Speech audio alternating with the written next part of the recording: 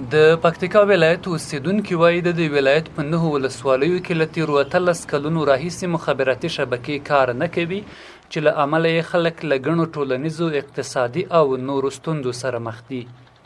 د دې ولایت د مرکز شرنې اوسیدونکی ګل محمد له میلمه راډیو سره په خبرو کې وویل په ډیری ولسوالیو کې ان یوه مخابراتي شبکه هم کار نه کوي چې له امله یې ولس له یو عالم ستونزو سره مخ دی.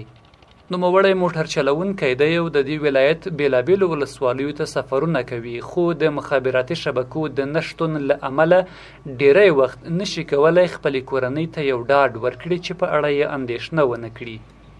دی غوښتنه کوي چې کم تر کمه دې په هره ولسوالۍ کې یوازې یوه شبکه فعاله شي تر څو د خلکو ستونزې ورسره حل شي. موټر ډریور یم چې له هرې ولسوالۍ سره مثال ځو ورې دورې نو له خپل کور سره مو مالکه بنده یي پوه شوې شپه راځي راباندې شپې راباندې راځي نو د هغو خلکو به خدا څالي د هغو مریضان هم پیښیږي دغسې مثال هر څه پیښیږي له شبکو سره. خو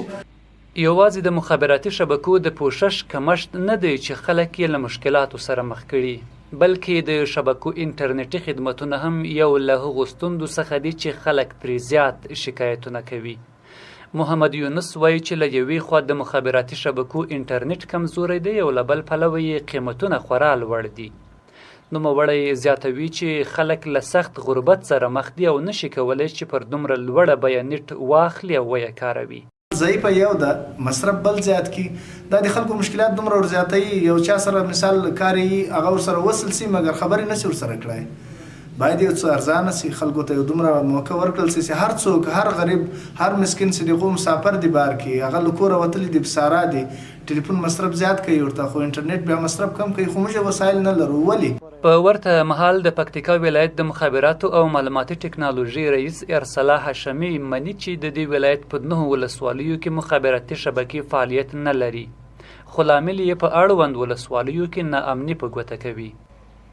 هاشمي زیاتوي چې په وارونو یې له مخابراتي شبکو غوښتنه کړې خو هغوی د امنیت د نه شتون له امله نه غواړي خپلې شبکې فعالې کړي. یعنې بار موږ له شرکتونو غوښتنې کړې دي یا اترا ادارې د مبارزې استولې د خلکو غوښتنې هم سره شریکې کړې دي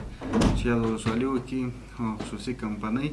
سره میانګزاري وکړي او سایټونه نصب کړي. اما متاسفانه د امنیت د نه شتون په وجه چې کمپنۍ نشي کولی خپل مینټیننس خپل انجینر خپل امکانات هلته ورسوي. د مخابراتو یاد رئیس همدارنګه زیاتوي چې په راتلونکي کال کې پلان لري چې د دې ولایت په 8 ولسوالیو کې د سلام یا TTF شبکه فعاله کړي